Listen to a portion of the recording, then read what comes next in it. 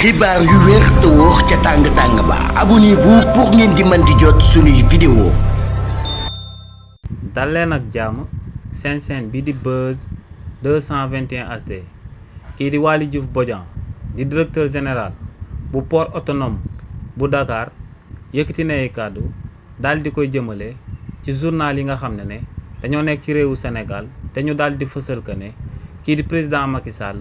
dafa présenté candidature am ngir daal di jiital kuréel gi ñu dippee ONU. si li ni mel kii di Waly Diouf Bodian ne lu leer ba am moom mooy que ne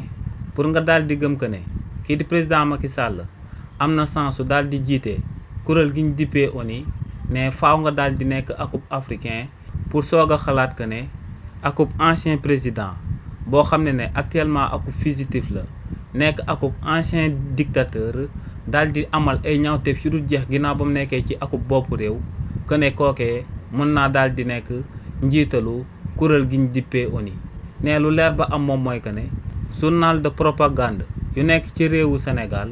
ñooñee ñoo ngi fexe ba kookee di président Macky Sall ñu nekk ci réew mi foog que ne image am au niveau international ñoo ngi ko fay daal di sàmm. waaye ne lu leer ba am moom mooy que ne li ni mel xaajul bay dëppoog lu am ndax ne kii di président Macky Sall waa communauté internationale bi ñoo la gën a xam ñaawteef yi nga xam ne moom la daan amal ginnaaw ba mu daan nekk ci boppu réew mi. ndax ne kookee di président Macky Sall daa am ay plainte yi nga xam ne dañ koo jël daal di koy teg ci ndoddam te ne